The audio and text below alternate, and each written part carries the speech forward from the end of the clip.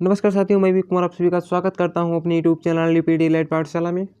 तो आज हम लोग लेकर हाजिर हैं आप सभी के सामने डिलाइट फर्स्ट सेमेस्टर के हिंदी सब्जेक्ट के अतुल्य प्रश्न।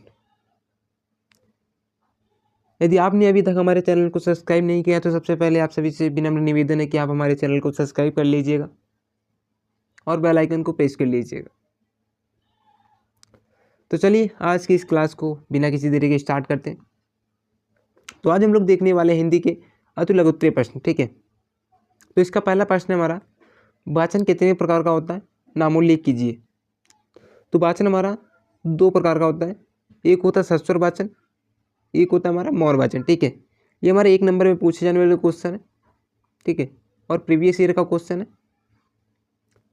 अगला क्वेश्चन हमारा, हिंदी भाषा में कारकों की संख्या कितनी होती है, इन्हीं 2 कारकों के नाम लिखिए। तो इसका जो आंसर होने वाला है वो होने वाला है, हिंदी भाषा में कारकों की संख्या 8 होती है। कितनी होती है? 8 होती है। किन्हीं 2 कारकों के नाम हमने लिखे, कर्ता कारक और कर्म कारक, ठीक है। अपादान, संप्रदान, वो सब उन्हीं के कारक है, लेकिन हमसे 2 पूछेगा तो हमने लिख दिया कर्ता कारक और कर्म कारक, ठीक है। अगला क्वेश्चन नंबर 3 है, ज्ञा संयुक्त व्यंजन किन व्यंजनों से मिलकर बना है। तो ज्ञा हमारा संयुक्त एक व्यंजन है, ठीक है। ये हमारा जा और वहाँ से मिलकर बना है, ठीक है। अगला क्वेश्चन है, मौखिक अभिव्यक्ति का क्या महत्व है। तो मौखिक अभिव्यक्ति द्वारा बोलकर छोटी से छोटी और बड़ी से बड़ी बात दूसरों को बताई जा सकती है, ठीक है। मौखिक अभिव्यक्ति का महत्व इसलिए भी है क्योंकि हर बात लिखकर नहीं बताई जा सकती है, ठीक है। ये हमारी मौखिक अभिव्यक्ति है, जो हम लोगों ने अभी पढ़ा था मौन वाचन, ठीक है। यानी मौखिक अभिव्यक्ति के द्वारा वह छोटी से छोटी और बड़ी बात बताई दूसरों को बताई जा सकती है, जिससे, और इसका महत्व इसलिए है क्योंकि हर एक बात लिखकर नहीं बताई जा सकती है, ठीक है। अगला क्वेश्चन है, लिपि और ध्वनि का आपस में क्या संबंध है। तो लिपि और ध्वनि में आपस में कोई निश्चित संबंध नहीं होता है। विचारों को व्यक्त करने वाली व्यवस्थित शब्दावली को ध्वनि कहते हैं, ठीक है, और ध्वनि भाषा को लिखने वाली विधि को लिपि कहते हैं। जिस व्यवस्थित शब्दावली से हम बोलते हैं ना, ठीक है, और जो उस बोले हुए शब्दों को हम जो लिखते हैं तो उसे हम लिपि बोलते हैं, ठीक है। अगला क्वेश्चन है, निम्न समोच्चारित शब्द युग्मों का सही अर्थ लिखिए। तो पहला हमारा अनिल, अनल और अनिल, फिर दूसरे में लिखना है हमें सकल और सकल, ठीक है। तो अनल में क्या होता है, आग होती है। अनिल क्या होता है, पवन, वायु, इसका पर्यायवाची होता है। अनल किसका पर्यायवाची, आग, अग्नि, ठीक है। और इधर सकल, सकल मीन्स क्या होता है, संपूर्ण। और जब भी साथ शरीफा होगा तो उसका होगा सकल, क्या होगा, चेहरा होगा, सूरत होगा, ठीक है। जैसे हम बोलते हैं कि अपनी शकल देखो, तो उसमें चेहरा बोलते हैं, ठीक है।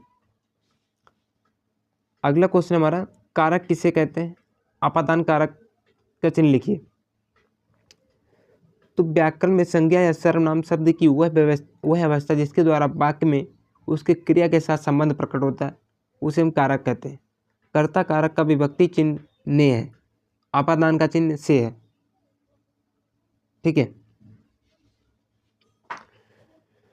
अगला क्वेश्चन हमारा, अभिव्यक्ति के साधनों के नाम लिखिए। तो अभिव्यक्ति के साधन कौन कौन से।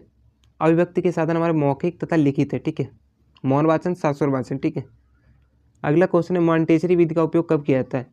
तो मॉन्टेसरी विधि का उपयोग लेखन विधि में किया जाता है। किसमें किया जाता है, लेखन विधि में, ठीक है। अगला क्वेश्चन है, ध्वनि क्या है। तो भाषा की सबसे छोटी और सर्वाधिक महत्वपूर्ण इकाई ध्वनि है। ध्वनि कैसी है, ध्वनि भाषा की सबसे छोटी इकाई और सर्वाधिक महत्वपूर्ण इकाई भी है, ठीक है। अगला क्वेश्चन, भाषा किसे कहते हैं। तो ध्वनि चिन्हों की समष्टि को भाषा कहा जाता है, ठीक है। ध्वनि चिन्हों की समष्टि को भाषा कहा जाता है। अगला क्वेश्चन हमारा, भाषा निर्माण का ढांचा किस पर निर्भर करता है। तो भाषा निर्माण का ढांचा, संपूर्ण ढांचा ध्वनि संकेतों पर निर्भर करता है। किस पर निर्भर करता है, ध्वनि संकेतों पर निर्भर करता है। क्वेश्चन नंबर हमारा 13 है, ध्वनि विज्ञान का संबंध किससे है। तो ध्वनि विज्ञान का संबंध श्रवण कौशल से, ठीक है। ध्वनि विज्ञान का संबंध किससे, श्रवण कौशल से, सुनने की क्षमता। कौशल मीन्स कला होती है, ठीक है। तो हिंदी भाषा में स्वर और व्यंजन कितने हैं। तो हिंदी भाषा में स्वर 11 है, ठीक है, और व्यंजन हमारे कितने, 33 व्यंजन है, ठीक है। अगला क्वेश्चन हमारा, स्वर किसे कहते हैं। तो जिन वर्णों का उच्चारण बिना अवरोध के मुंह से निकलता है स्वर कहलाते हैं। हिंदी में आ ई उ ऋ ऐ औ कुल 11 सुर हैं, ठीक है। और अंग या अंग आ के ये हमारे संयुक्त स्वर हैं, ठीक है।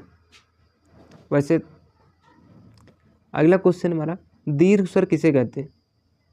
इन शब्दों का उच्चारण करने में ह्रस्व स्वरों की अपेक्षा बहुत अधिक समय लगता है। जैसे आ, एक लघु स्वर हो जाएगा, आ, तो ये दीर्घ स्वर हो जाएगा, मतलब लघु स्वर की अपेक्षा इसमें हमें काफ़ी समय लगता है, ठीक है। तो इन शब्दों का उच्चारण करने में ह्रस्व स्वरों की अपेक्षा बहुत अधिक समय लगता है, उन्हें हम दीर्घ स्वर बोलते हैं, ठीक है। आ ई उ ऐ औ, ठीक है। अगला क्वेश्चन हमारा, स्पर्शी व्यंजन किसे कहते हैं?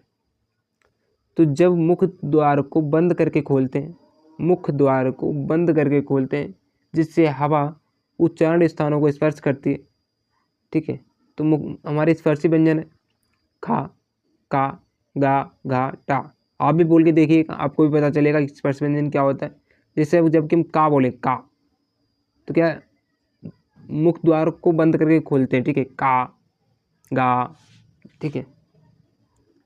अगला क्वेश्चन है, स्पर्शी व संघर्षी व्यंजन किसे कहते हैं? जब मुख द्वार को बंद करके इस प्रकार बोलते हैं कि हवा स्थानों को कुछ रगड़ती हुई चलती है, ठीक है, जैसे चा, छा, जा, झा, तो उसे स्पर्शी व संघर्षी व्यंजन कहते हैं। अगला क्वेश्चन, भाषा के कितने रूप हैं? तो भाषा के कितने रूप हैं? 2 रूप हैं, लिखित और मौखिक। अग्नि, अमृत तथा गणेश के 2 समानार्थक शब्द लिखिए। अग्नि अनल, पावक, दहन।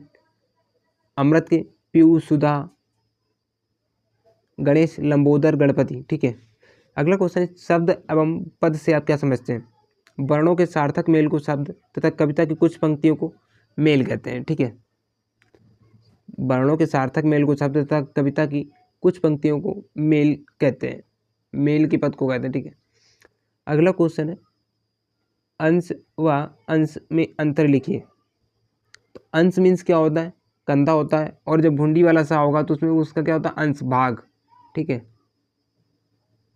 क्वेश्चन नंबर 23 हमारा, अग और उन्मुख शब्द का क्रमशः विलोम लिखिए। तो अग का विज्ञ हो जाएगा विलोम, और उन्मुख का विमुख हो जाएगा, ठीक है। क्वेश्चन नंबर 24 है, भृंग और बिटप शब्द के क्रमशः 2 पर्यायवाची लिखिए। तो भृंग मधुकर भौरा, ठीक है, अली। बिटप क्या होता है? तरु पादप, ठीक है। क्वेश्चन नंबर हमारा 25 है, आज का लास्ट क्वेश्चन होने वाला है हमारा, श्रुत लेख का क्या उद्देश्य है, या फिर इसका अर्थ एवं महत्व बताइए। श्रुत लेख को अंग्रेजी भाषा में डिक्टेशन कहते हैं। अध्यापक बच्चों को कक्षा 5 में ही सुलेख या श्रुतलेख की शिक्षा देना शुरू कर दे तो अच्छा होगा।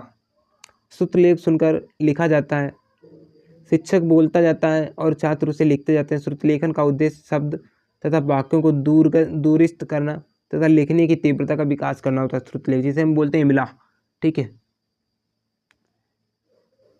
तो दोस्तों, आप सभी कमेंट बॉक्स में बताइएगा कि आज की क्लास कैसी रही, और मैं फिर आपसे विनम्र निवेदन करना चाहूँगा, यदि आपने अभी तक भी हमारे चैनल को सब्सक्राइब नहीं किया तो सबसे पहले आप हमारे चैनल को सब्सक्राइब कर लीजिएगा, और अपने फ्रेंड सर्कल में इस क्लास को भी सेंड करिएगा।